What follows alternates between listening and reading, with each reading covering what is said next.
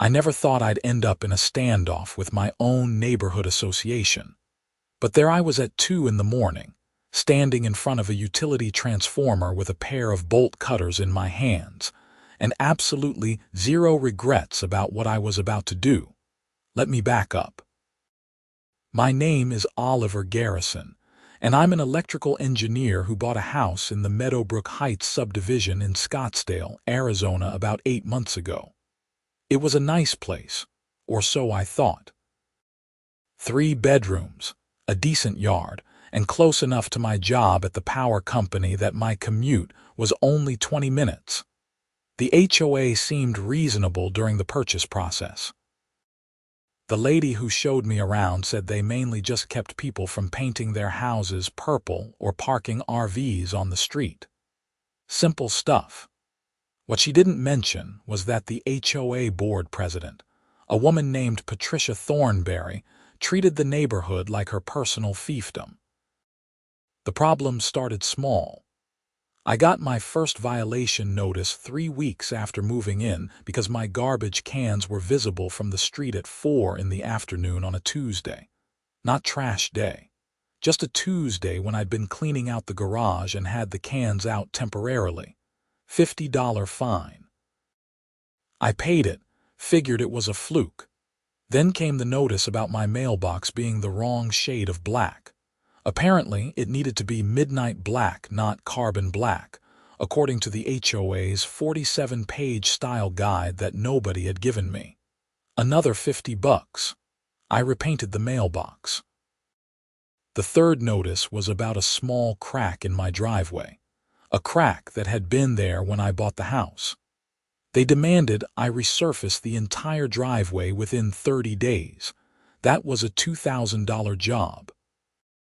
I showed up to the next HOA meeting with photos proving the crack existed before I moved in, thinking surely that would resolve it. Patricia Thornberry sat at the head table like a judge, her blonde hair styled in that specific way that screamed, "I want to speak to your manager." She was probably in her late 40s, with thin lips that seemed permanently pursed in disapproval.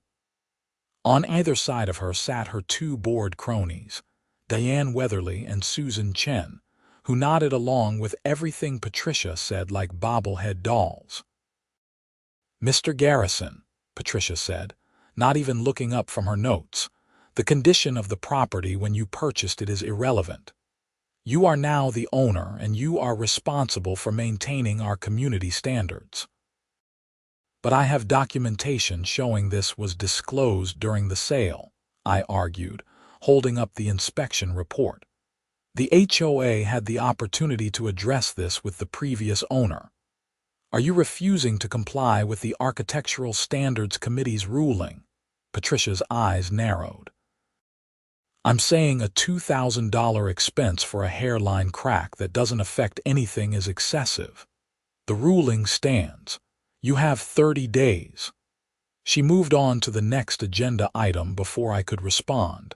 I left that meeting angry but not worried. I figured I'd get a contractor to do a patch job for a few $100 and submit photos proving it was fixed. That should have been the end of it. It wasn't. 2 weeks later, I came home from work to find a bright orange sticker on my front door. Notice of violation. Unauthorized solar panels. I stared at it in confusion. I didn't have solar panels. I'd thought about installing them eventually, but I hadn't even gotten quotes yet. I called the number on the notice and got Patricia's voicemail. I left a message explaining there must be a mistake. She called back an hour later. "Mr. Garrison, we have photographic evidence of solar equipment on your roof."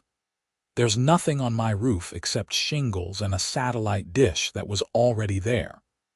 The Architectural Review Committee has reviewed the photos and confirmed the violation. The fine is $500, and you must remove the equipment within 14 days or face additional penalties. Patricia, I'm telling you, there are no solar panels on my house. Send me the photos. She hung up. The next day, I received an email with 3 blurry photos that definitely weren't my house. The roof color was completely different. When I looked up the metadata, the photos were taken 6 months before I even bought my place.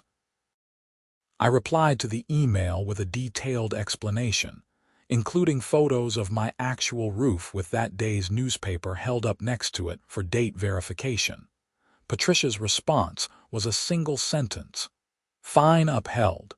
Payment due within 7 days." That's when I started digging into Arizona HOA law. I learned that HOAs have a lot of power, but they also have obligations. They have to follow their own bylaws. They have to allow homeowners to dispute violations. They have to maintain accurate records. I requested copies of all the HOA financial records, board meeting minutes, and architectural guidelines, as was my right under state law. Patricia denied the request. I sent a certified letter citing the specific Arizona statutes that required her to provide the documents within 10 business days. She sent back a letter saying I was being hostile and litigious, and that my document request was harassment. That's when I hired a lawyer. Her name was Jennifer Martinez, and she specialized in HOA disputes. She was in her 30s, sharp as a tack, and didn't suffer fools gladly. After I showed her everything that had happened, she actually laughed. "This is one of the most blatant cases of board misconduct I've seen in years," Jennifer said. "They're not even trying to hide it. We can absolutely fight this." She sent Patricia a letter on law firm letterhead demanding the HOA comply with my records request and rescind the fraudulent violations. She also informed them that we were prepared to file a lawsuit for harassment and violation of state HOA regulations. Patricia's response was to call an emergency board meeting and vote to fine me an additional $1,000 for creating a hostile environment within the community and frivolous legal threats against volunteer board members. Jennifer filed a lawsuit the next day. We sued the HOA for harassment, failure to follow their own bylaws, and violation of Arizona's Homeowner Bill of Rights. We asked for all fines to be rescinded, attorneys' fees to be covered, and an injunction preventing the HOA from continuing their pattern of abuse. That was a Friday. On Monday morning, I woke up to my alarm clock not going off. My phone was dead even though I'd plugged it in overnight. The digital clocks were all blank. I went to the breaker box and found every breaker switched off. Weird, but maybe there'd been a power surge. I flipped them all back on. Nothing happened. I checked the main disconnect. It was in the on position. I went outside and looked at the meter. That's when I saw it. The actual power line connection to my house had been physically disconnected.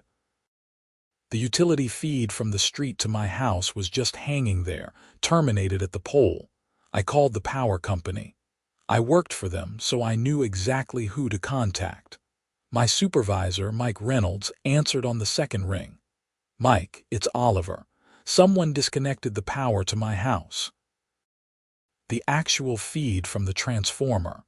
"What? That's impossible. We didn't have any work orders in your area." "I'm looking at it right now. The line is terminated at the pole." "Oliver, you know that's a serious safety violation. Only certified utility workers are supposed to touch that equipment. Let me pull up your account." I heard him typing. Then silence. "What?" I asked. "Your account shows a disconnection order was processed Friday afternoon, signed off by a supervisor in the Field Operations Division. Reason listed as owner request due to property renovation." "I never requested that. Mike, you know I never requested that. The order has a signature. Let me see who. This doesn't make sense. The supervisor who signed off is someone I don't recognize. I'll have to dig into this. In the meantime, I can get a crew out there today to reconnect you, but I need to make sure this is resolved properly." "How long?" "Few hours, maybe." "This is weird, Oliver. Really weird." I thanked him and hung up. Then I sat on my front step, and thought about who would benefit from my power being cut off. Who had the motive and the ability to forge a disconnection order? My phone rang. It was Patricia. "Mr. Garrison, I'm calling to inform you that due to your continued violations and failure to pay outstanding fines, the HOA board has voted to take enforcement action.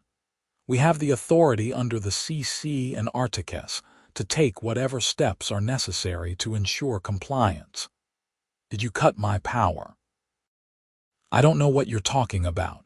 However, I will say that if you're experiencing difficulties, perhaps it's a sign that you should reconsider your adversarial approach. The board is willing to work with homeowners who show good faith. You can't cut someone's power. That's illegal. I haven't cut anything, Mr. Garrison, but I would remind you that the HOA has broad authority to enforce its rules. Perhaps if you paid your outstanding fines and dropped this frivolous lawsuit, your various problems would resolve themselves. She hung up before I could respond. I immediately called Jennifer. She answered while clearly in the middle of something else. "Oliver, I'm in a deposition. Can this wait? The HOA cut my power. Patricia just called and basically admitted it." "Wait, what? Your electricity?" "Yes. Someone forged a disconnection order with the utility company. My supervisor is investigating, but Patricia just called and strongly implied it was retaliation for the lawsuit." "Did you record that call?" "No, I didn't think to." "Damn. Okay, that's criminal territory if we can prove it." "That's not just HOA overreach, that's potentially extortion and fraud. I'll make some calls. In the meantime, document everything. Take photos, keep records of every interaction. The power company reconnected my house around 3 that afternoon. Mike came by personally to apologize and explained that they'd discovered the disconnection order was fraudulent. Someone had called in claiming to be me, provided my account number, and said I needed a temporary disconnect for electrical work. They'd somehow gotten transferred to a new guy in dispatch who didn't follow proper verification procedures. "We're investigating internally," Mike said. "This shouldn't have happened. The person who called and knew your account details, though. Any idea how?" I thought about the HOA having access to homeowner information. They'd have account numbers for utility billing, property taxes, all of it. "Maybe. I'll let you know," Mike nodded. "Be careful, man. Someone's playing games." That night, I went through the HOA's bylaws with a fine-toothed comb. I was looking for any leverage, anything I could use. That's when I noticed something interesting in the section about common area utilities. Meadowbrook Heights was designed as a planned community with shared amenities. The clubhouse, pool, gym, and common area lighting were all on a separate utility meter paid for by HOA dues. But here's where it got interesting. The transformer that fed those facilities was technically on private HOA property, but it also served as a junction point for the residential grid in our section of the neighborhood.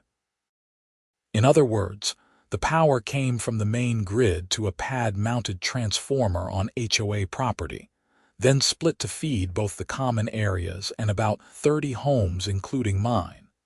I knew exactly how those transformers worked. I literally designed and maintained similar systems for a living. I also knew that while the power company owned the transformer itself, the pad it sat on, and the surrounding access area was private property according to the HOA plat map, an idea started forming in my mind.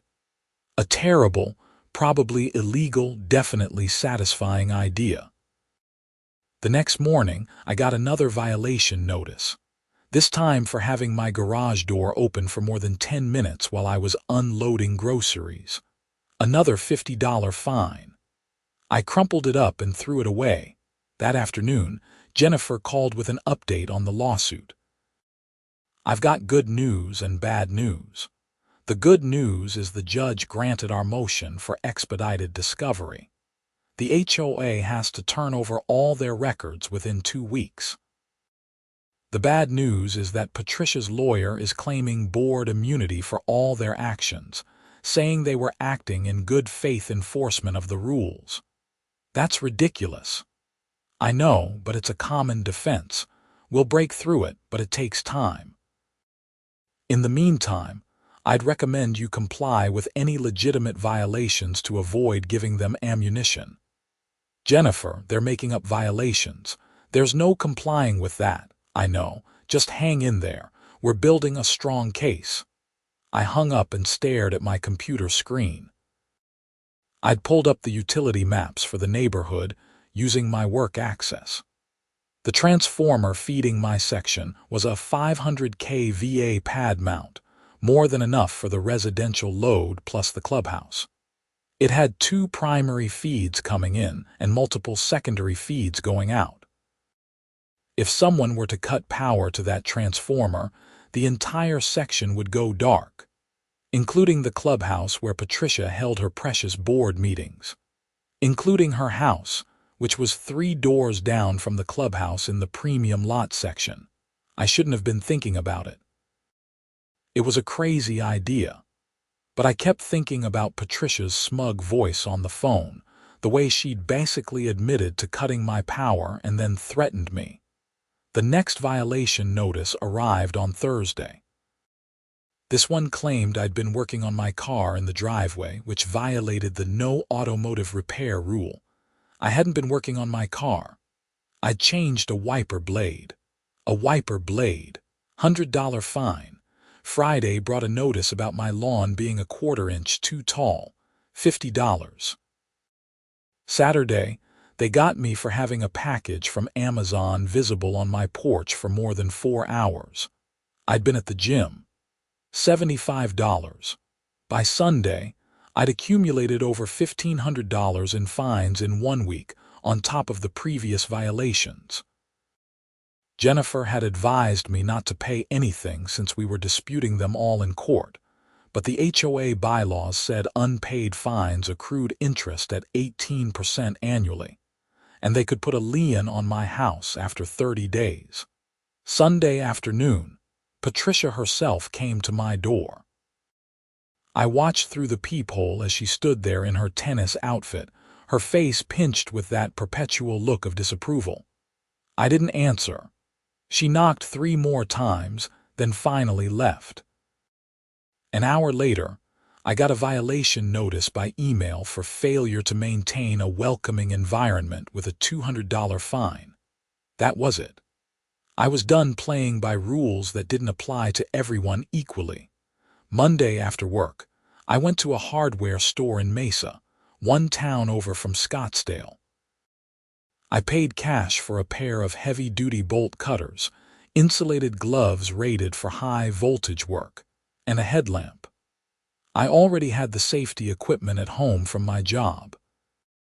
Tuesday, I drove around the neighborhood after dark, getting familiar with the patrol patterns of the security guard the HOA hired to drive through twice a night. He came by around 8 p.m. and again around midnight. Wednesday, I reviewed the technical specifications for pad-mounted transformers one more time. The locking mechanism on these units was a standard utility padlock. The power company had master keys, but in a pinch, bolt cutters could get through the hasp.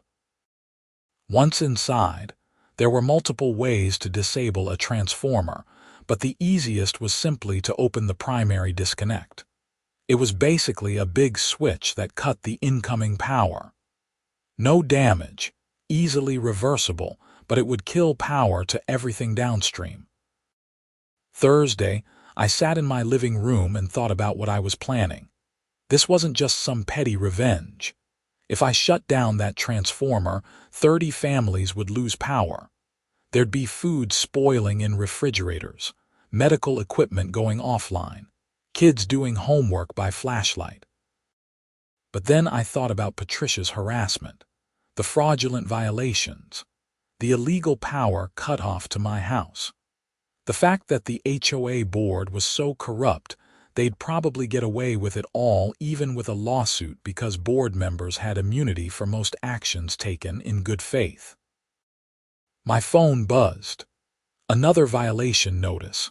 This one for having my house lights on after 11 p.m., claiming it created light pollution. $300 fine. That pushed me over the edge. Friday night, I waited until 12:30 in the morning. The security guard had made his midnight rounds right on schedule at 11:55.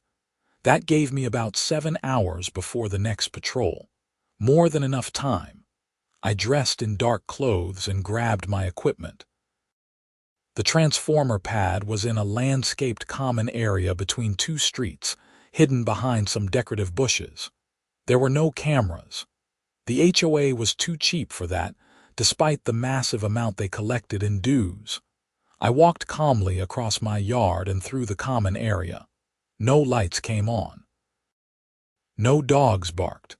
It was a quiet Tuesday night in suburban Scottsdale, and everyone was asleep. The transformer was right where the maps showed it would be. A large green metal box about 5 feet tall and 6 feet long, sitting on a concrete pad. I could hear the low hum of electricity running through it. I put on the insulated gloves and examined the lock. Standard utility padlock, just like I'd expected. I positioned the bolt cutters and squeezed. It took more force than I'd anticipated, but the hasp finally gave way with a sharp crack that sounded way too loud in the quiet night. I froze, listening for any signs that someone had heard. Nothing.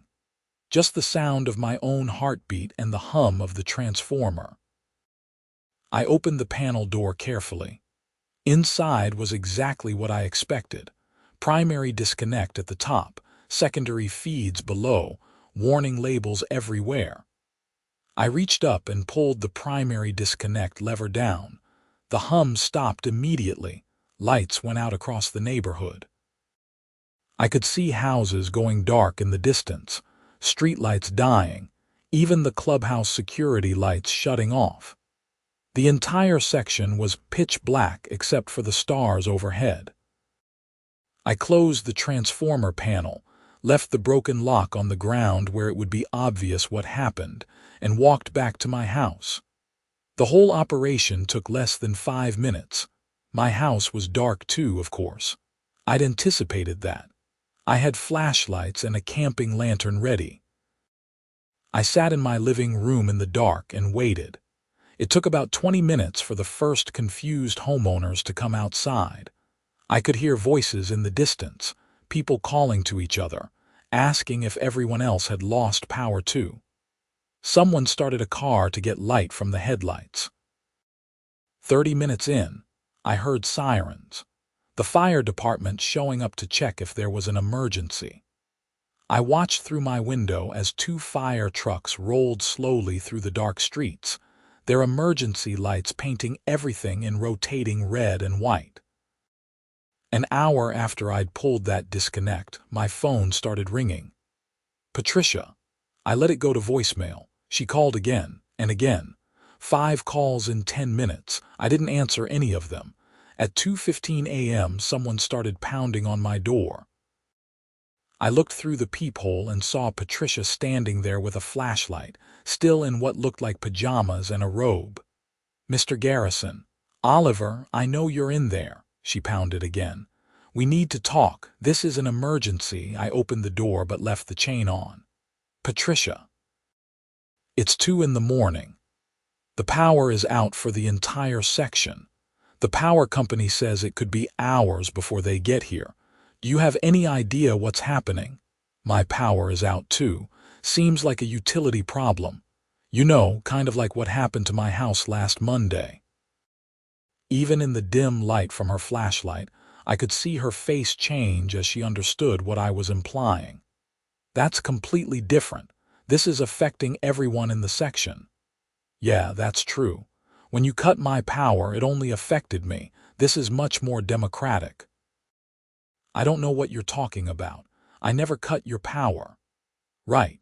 just like you never forged utility records or filed fraudulent violations or violated about a dozen Arizona statutes governing HOAs.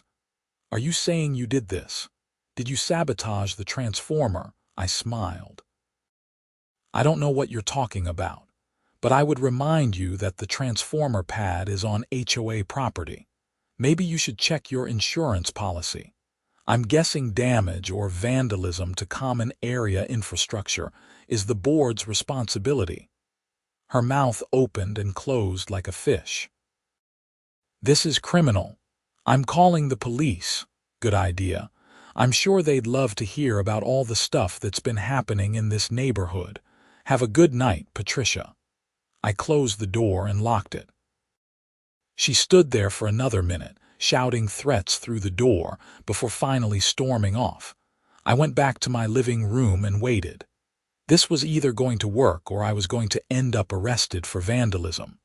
Either way, I was committed now. The power company showed up around 4 a.m. I watched from my window as 2 utility trucks pulled into the common area and crews in safety vests examined the transformer. One of them was holding the broken lock, talking into a radio. At 4:30, my phone rang. It was Mike from work. "Oliver, where are you?" "Home. In bed." "It's 4:30 in the morning. Your neighborhood just had a major outage. Someone vandalized the transformer." "What? Are you serious?" The primary disconnect was thrown and the access lock was cut. "This is your subdivision. You know anything about this?" "Mike, I'm sitting here in the dark just like everyone else. What would I know, Oliver?" His voice got serious.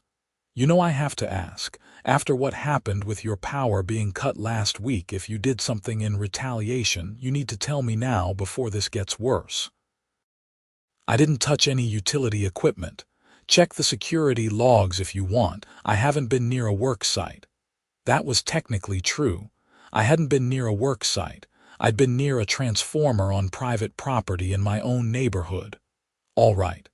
The crew is working on it now. Power should be back up in about an hour. But Oliver, the cops are probably going to want to talk to people. This is vandalism at minimum, could be felony property damage depending on how they charge it." "I understand. I hope they catch whoever did it." I hung up and lay back down on my couch. The adrenaline was starting to wear off, replaced by a creeping anxiety about what I'd actually done. This wasn't just some clever revenge. I'd committed a crime. Multiple crimes, probably. And if they figured out it was me, I'd lose my job, face criminal charges, maybe go to jail. But I thought about Patricia's face when she realized what was happening. The way her smug certainty had crumbled when I'd pointed out the transformer was on HOA property. That was worth something. The power came back on at 5:45 a.m. My house blazed with light from all the switches I hadn't bothered to turn off. I got up and shut them off one by one, then made coffee. At 6:30, there was a knock on my door. 2 Scottsdale police officers stood on my porch. "Mr. Garrison, I'm Officer Davis and this is Officer Park. We're investigating an incident involving vandalism to utility equipment. Do you have a few minutes to answer some questions?" "Of course." "Come in." They sat in my living room while I explained that I'd been asleep when the power went out, woke up confused, and eventually just went back to bed. I didn't know anything about the transformer or who might have damaged it. "We're talking to everyone in the section," Officer Davis explained. "Do you own any bolt cutters or heavy-duty cutting tools?" "I have some basic tools in the garage. A hacksaw, regular pliers, nothing industrial." "Would you mind if we took a look?" "Do you have a warrant?" Officer Park smiled slightly. "No, sir, we don't. We're just asking." "Then I'd prefer you didn't. Nothing personal, but I've been having issues with the HOA and I'm in the middle of a lawsuit." "I don't want anything I say or show you getting twisted around." "What kind of issues?" Officer Davis asked. I spent the next 20 minutes explaining everything. The fraudulent violations, Patricia's harassment, the suspicious disconnection of my power the previous week. I showed them the stack of violation notices and the documentation of the bogus solar panel fine. "That's interesting," Officer Park said. "So you're saying the HOA president has been targeting you, and now someone vandalizes equipment that knocks out power to her house?" "Among 30 other houses, yes. Look, I know how it looks. I'm not stupid, but I didn't touch that transformer. You want my opinion? Someone in this neighborhood is fed up with Patricia's garbage and decided to make a point. I'm not the only person she's harassed. Talk to Bill Henderson on Maple Court, or the Johnsons on Oak Street, or the Patel family 2 blocks over. Patricia has pissed off half the neighborhood." The officers exchanged a look. "We'll follow up on that. In the meantime, if you remember anything or hear anything about who might have done this, please give us a call." They left me their cards and headed out. I went to work that day exhausted and anxious. Every time my phone rang, I expected it to be the police saying they had evidence against me. But the calls never came. What did happen was that the neighborhood Facebook group absolutely exploded. People were furious about the outage. Medical equipment had shut down. One family with a newborn had to dump a bunch of breast milk that had spoiled. Fish tanks had died. Food had been ruined. And everyone was blaming the HOA for having inadequate security on critical infrastructure.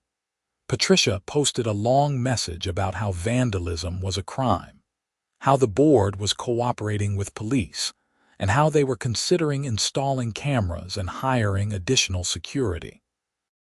The cost would be covered by a special assessment of $200 per household. The neighborhood lost its collective mind. Person after person posted about how the HOA dues were already too high, how Patricia ran the board like a dictator, how the fines were excessive and often made up. People started sharing their own horror stories. The Johnsons had been fined for having a wreath on their door outside of the Christmas season. Bill Henderson got hit with violations for parking his work truck on the street overnight even though he was a plumber, and it was literally his business vehicle. The Patels had been fined because their teenage son's basketball hoop was visible from the street. Someone created a petition to recall the entire HOA board. It got 100 signatures in 6 hours. Patricia tried to control the narrative, posting about how board members were volunteers doing their best. She was getting destroyed in the comments. People called her a tyrant. Someone dug up public records showing the HOA had over $200,000 in the reserve fund, but Patricia kept claiming they needed special assessments for everything. Jennifer called me that afternoon. "Have you seen the Facebook group? I've been watching it all day. This is incredible. Everyone's turning on the HOA board. This is exactly the kind of community sentiment that helps our case. If we can show a pattern of abuse affecting multiple homeowners, not just you, the judge is going to take that seriously." "What about the transformer thing? That going to be a problem for the HOA or for you?" "Either." "Well, the HOA is going to have to explain why they had essentially no security on critical infrastructure. And if someone can prove they were motivated by the HOA's harassment, the board might actually face some liability." "As for you, you didn't have anything to do with that, right?" "Right," I lied. "Then you're fine. Just stay focused on the lawsuit. We're getting ready for the hearing on our motion for sanctions against the board. If the judge grants it, Patricia could be personally liable for your attorney's fees." That weekend, the neighborhood held an emergency HOA meeting. Not a board meeting, but a full membership meeting called by petition. According to the bylaws, if 20% of homeowners requested a special meeting, the board had to hold one within 30 days. 200 people showed up. The clubhouse was packed beyond capacity, with people standing in the hallway and outside the doors. Patricia sat at the front table looking like she'd rather be anywhere else. Deanne and Susan flanked her, both looking nervous. A homeowner named Robert Chen stood up first. I move that we immediately recall all 3 board members for cause and hold emergency elections. The room erupted in agreement. Patricia banged her gavel. That's not on the agenda. I don't care, Robert shot back. We're putting it on the agenda right now. Do I have a second? Second, shouted at least 50 people simultaneously. What followed was 3 hours of the most cathartic public shaming I've ever witnessed. Person after person stood up and described Patricia's abuse. The made-up violations, the excessive fines, the refusal to maintain common areas while hoarding reserve funds. Someone had done a deep dive on the finances and discovered that Patricia had been paying herself $5,000 a month as administrative fees, even though board members were supposed to be volunteers. Patricia tried to defend herself. That's compensation for the hours I put in managing this community. You're not a property manager, someone shouted. You're an elected volunteer. That's embezzlement. The vote to recall the board was unanimous except for 3 abstentions. Patricia, Deanne, and Susan were out. A temporary board was elected on the spot, with Robert Chen as president. One of Robert's first acts was to move that all outstanding fines issued in the past year be reviewed by an independent committee for validity. That passed too. I left that meeting feeling lighter than I had in months. Patricia had been dethroned. The HOA was finally going to function like it was supposed to, but the police investigation was still ongoing. 2 weeks later, I got a call from Officer Davis. Mr. Garrison, we'd like you to come down to the station to answer a few more questions about the transformer incident. My stomach dropped. Am I being charged with something? No, sir, not at this time. We just have some follow-up questions. I called Jennifer immediately. She told me not to go without a lawyer present. She couldn't represent me on a criminal matter since she was handling my civil case, but she referred me to a criminal defense attorney named Marcus Webb. Marcus was a former prosecutor who'd switched to defense work. He was in his 50s, black, with gray at his temples and a reputation for being absolutely ruthless in court. We met at his office the day before my police interview. Walk me through everything, he said. I told him the whole story.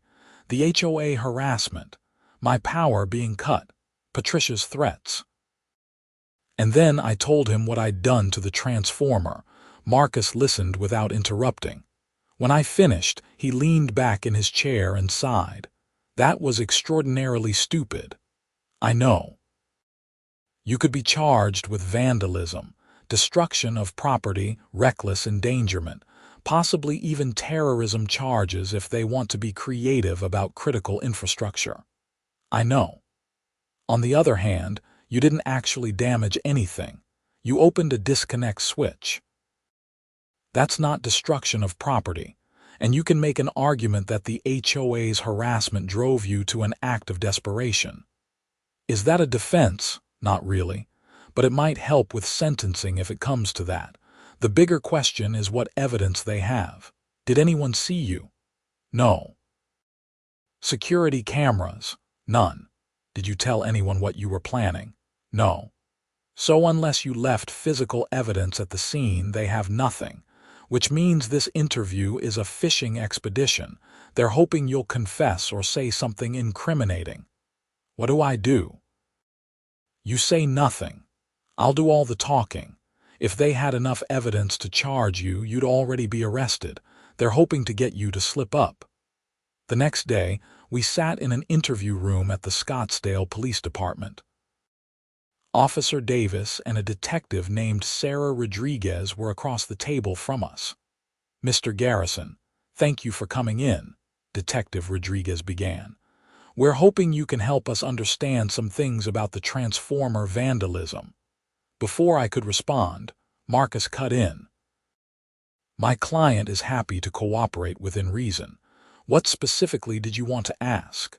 We've been looking at the timeline.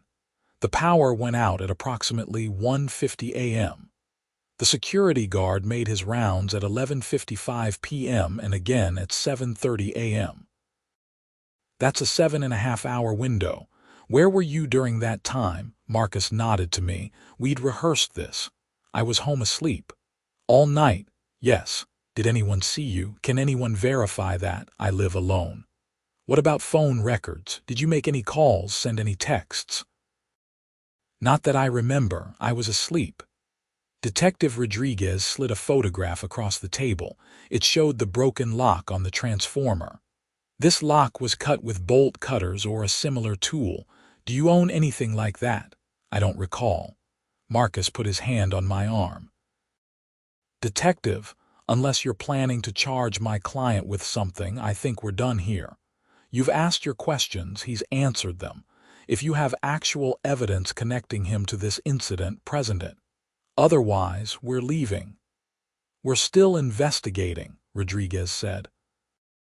Mr. Garrison, I'd strongly suggest that if you know anything about this, now is the time to come forward. Cooperation goes a long way. My client has been cooperative, Marcus said, standing up. If you have further questions, you can direct them to me. We left the police station and sat in Marcus's car in the parking lot. How bad is it? I asked. They have nothing. If they had physical evidence, they would have arrested you or at least gotten a warrant for your house. This was a Hail Mary, hoping you'd crack. You did fine. So I'm clear. Not exactly. They can still investigate. If they find evidence later, they can charge you. But without witnesses or physical evidence linking you to the scene, it's going to be tough. Just don't do anything stupid like bragging about it or going back to look at the transformer. I went home and tried to get back to normal life. The new HOA board had rescinded all of my fines after the review committee found that none of them were valid. Patricia and her cronies were facing a civil lawsuit from the HOA itself for embezzlement and breach of fiduciary duty. Jennifer's lawsuit on my behalf was still proceeding, but now we had a mountain of evidence showing the board's corruption. 3 months later, Jennifer called with news. We have a settlement offer. The HOA's insurance is offering to pay all your attorney's fees, issue a formal apology, and pay you $50,000 in damages. $50,000. It's actually pretty good. If we go to trial, you might get more, but it could take another year and there's always risk. My recommendation is to take it. What about Patricia? Does she pay anything? The insurance won't cover her personal liability. She's being sued separately by the HOA. That's ongoing. But Oliver, there's something else. The police investigation into the transformer incident has been closed. My heart rate spiked. What? They closed it without charges. Insufficient evidence. I let out a breath I didn't know I'd been holding. So I'm clear, as far as I know. Marcus got a call from the DA's office confirming they weren't pursuing charges. After I hung up, I sat on my couch and thought about everything that had happened. I'd bought a house in what seemed like a nice neighborhood and ended up in a war with a petty tyrant who thought rules were for everyone but her. I'd been harassed, fined, had my power cut off illegally, and been pushed to the point where I committed a crime in retaliation. And somehow, I'd come out the other side intact. The HOA was under new management. Patricia was facing legal consequences. I was getting compensated for what I'd been through. The transformer incident remained unsolved, a mystery that the neighborhood had largely moved on from. A few weeks later, I ran into Patricia at the grocery store. She looked like she'd aged 10 years. Her hair was different, less styled. She was wearing jeans and a plain shirt instead of her usual tennis outfits. She saw me and her face hardened. For a moment, I thought she might cause a scene. Instead, she just shook her head and walked past me without a word. I didn't feel triumphant. I didn't feel vindicated. I just felt tired. The settlement money came through a month later. I used part of it to take a vacation to Hawaii, my first real break in over a year. I spent a week on Maui doing absolutely nothing but sitting on the beach and not thinking about HOAs or transformers or lawyers. When I got back, there was a letter in my mailbox from the new HOA board. They'd voted to amend the bylaws to limit fines, require photographic evidence for all violations, and establish an independent review process for disputes. They were also implementing term limits for board members and requiring annual financial audits. It was everything the HOA should have been from the start. I also received a letter from Patricia's attorney. She was suing me personally for defamation and intentional infliction of emotional distress, claiming I'd led a campaign to destroy her reputation. I forwarded it to Jennifer with a note. "Here we go again." She called me an hour later, laughing. "This is the dumbest lawsuit I've seen in months. Everything you said about her was true and provable. This is going to get dismissed so fast. She's just lashing out. Can she keep harassing me like this?" Technically, yes. Anyone can file a lawsuit for any reason. But after this gets tossed, I can file a motion for sanctions against her and her attorney for filing a frivolous claim. That might make her think twice about continuing. The lawsuit got dismissed 6 weeks later. The judge didn't even require a full hearing. He read the complaint, read our response with all the documentation of Patricia's misconduct, and threw it out with a written order stating that the suit was clearly retaliatory and without merit. Jennifer filed for sanctions. The judge ordered Patricia to pay $15,000 to cover my legal fees for defending against her bogus claim. That was the last I heard from Patricia Thornberry. Life in Meadowbrook Heights got better after that. The new board actually maintained the common areas. They repaved the roads. They fixed the pool that had been broken for 2 years. They even planted new trees and updated the playground. My lawsuit wrapped up with the settlement being finalized. After Jennifer's fees, I walked away with about $38,000. It wasn't life-changing money, but it felt like justice. The transformer incident officially remained unsolved. The police never figured out who'd cut that lock and thrown the disconnect. The neighborhood rumor mill had a dozen theories ranging from teenage vandals to a disgruntled contractor to someone from outside the community who had a grudge against HOAs in general. I never told anyone the truth. Not Jennifer, not Marcus, not my friends or family. It was a secret I'd take to my grave. But sometimes, late at night when I couldn't sleep, I'd think about that moment when I pulled that disconnect lever. The hum of the transformer stopping. The lights going dark across the neighborhood. The look on Patricia's face when she realized that her power was gone just like she'd taken mine. It was reckless. It was illegal. It was dangerous. It was also the most satisfying moment of the entire ordeal. About 8 months after everything settled down, I was at a neighborhood barbecue at the community pool. The new board had organized it as a way to rebuild community spirit. There were burgers and hot dogs and a bunch of families I'd never really met before. Robert Chen, the new HOA president, came over with a beer for me. "Oliver, right? I don't think we've been properly introduced. Thanks for coming out. Thanks for inviting everyone. This is nice. We're trying to do things differently. Make this actually feel like a community instead of a police state." He took a sip of his beer. "You know, I never got a chance to thank you." "For what?" "For standing up to Patricia. Your lawsuit, all the documentation you provided, that's what gave the rest of us the courage to speak up. If you hadn't fought back, she'd probably still be running things. I was just defending myself. Maybe, but you did it publicly. You didn't just roll over and pay the bogus fines like everyone else had been doing. That mattered. We stood there for a moment watching kids play in the pool. "Can I ask you something?" Robert said quietly. "Off the record, sure, the transformer thing.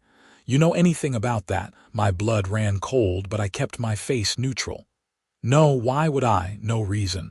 Just curious. Whoever did it, they knew what they were doing. They didn't damage anything, just through the disconnect. That takes knowledge. And the timing right after your power got cut." He looked at me with an expression I couldn't quite read. "Poetic justice, you know?" "I guess so." "Well, whoever it was, I'm not losing sleep over it." Patricia needed a wake-up call. Sometimes the system doesn't give you justice, so you have to make your own. He raised his beer bottle. "To standing up for yourself." I clinked my bottle against his. "To standing up for yourself." We never spoke about it again. Life moved on. I dated someone for a while, a teacher named Lisa who lived across town. That didn't work out, but it was nice while it lasted. Work was good. I got promoted to senior engineer with a substantial raise. The HOA continued to function normally under Robert's leadership. No more bogus fines. No more petty tyranny. Just a normal neighborhood association handling normal neighborhood stuff, like maintaining common areas and organizing the occasional community event. I even served on the Architectural Review Committee for a year, helping to update the guidelines to be more reasonable and less nitpicky.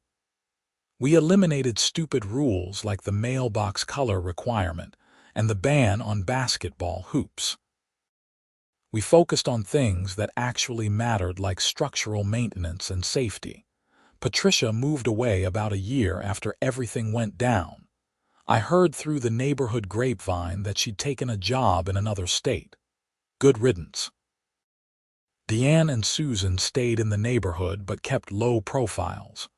I'd see them occasionally at community events, but we never spoke.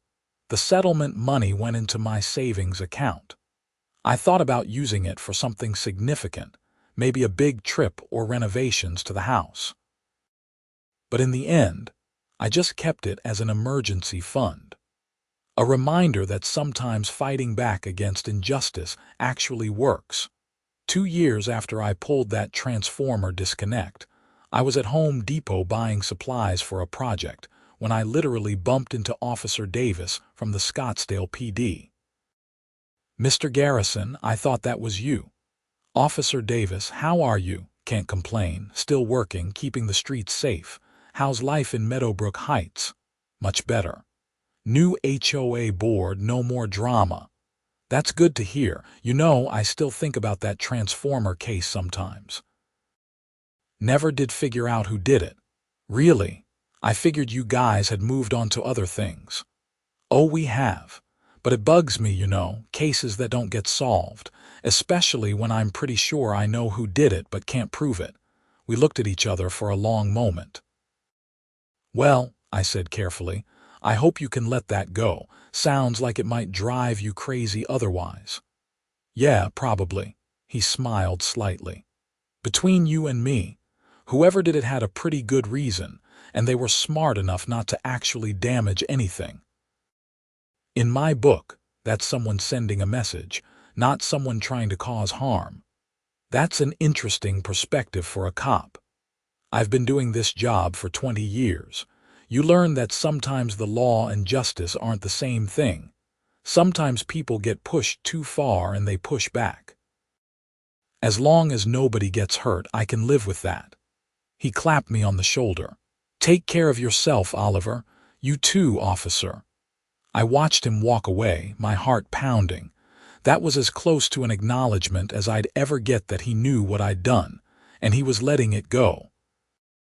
The last piece of the Patricia saga came about 3 years after it all started. I got a letter from Jennifer's office forwarding me documentation that the civil case against Patricia for embezzlement had been settled. She'd agreed to pay back the money she'd taken from the HOA, plus damages. The total was over $150,000, Attached was a note from Robert Chen. "Thought you'd want to see this. Justice delayed but not denied. Thanks again for standing up when nobody else would." I filed the papers away with everything else from that time, the violation notices, the legal documents, the settlement agreement. All of it went into a box in my closet, a record of one of the strangest years of my life. Every now and then, I'd drive past that transformer in the common area.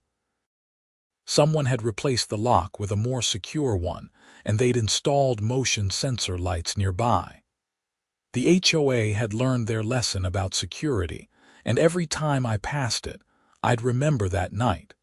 The weight of the bolt cutters in my hands, the snap of the lock breaking, the smooth movement of the disconnect lever, the satisfaction of watching the lights go out. I never told anyone what I'd done. Not in detail, not with a confession, but I think a few people figured it out. Robert with his pointed questions, Officer Davis with his knowing look. Maybe Jennifer had her suspicions too, though she'd never asked and I'd never told. The truth was that I'd broken the law. I'd vandalized property. I'd shut down power to 30 families to make a point, and I'd gotten away with it. That bothered me sometimes, late at night when I couldn't sleep. I wasn't a criminal. I wasn't someone who broke laws or took justice into my own hands. But Patricia had pushed me to a breaking point, and I'd responded the only way that seemed effective. The question I kept coming back to was whether I'd do it again. If I found myself in the same situation, knowing what I knew now, would I make the same choice? I honestly didn't know. What I did know was that standing up to Patricia, fighting the HOA through legal channels, documenting everything and refusing to back down, that had been the right choice. The lawsuit had worked. The community had rallied. The system, as broken as it sometimes seemed, had eventually produced something resembling justice. The transformer thing, though, that was different. That was revenge, pure and simple. It wasn't legal. It wasn't right. It was just satisfying. And maybe that's all it needed to be. 5 years after I bought my house in Meadowbrook Heights, I stood in my backyard on a warm Arizona evening, grilling dinner and watching the sunset paint the sky in shades of orange and purple. The neighborhood was peaceful. Kids were playing basketball in the street. Someone was walking their dog. A couple was jogging past. It was everything I'd wanted when I bought the place. A nice, normal neighborhood where people lived their lives without constant harassment from petty tyrants. My phone buzzed with a text from Robert Chen. "Board meeting next week. Want to grab a beer after?" "Sure," I texted back. "Sounds good." I flipped the burgers and thought about how strange life could be. How a simple home purchase could turn into a legal battle and a covert act of suburban rebellion. How the worst year of my life had somehow led to genuine friendships and a stronger community. The transformer in the common area hummed along, feeding power to all the houses in the section. The lock was secure. The lights were on. Everything worked the way it was supposed to, and somewhere in another state, Patricia Thornberry was living her life, hopefully having learned that you can't treat people like garbage without consequences. I took my burgers inside and sat down to eat. Life was good. The HOA was functional. My house was paid for. My job was secure. I had friends in the neighborhood, and I had a secret that would stay buried forever. Sometimes when you've been pushed far enough, you have to push back. You have to make your own justice. You have to be willing to flip the switch and watch the lights go out. Just be smart enough not to get caught.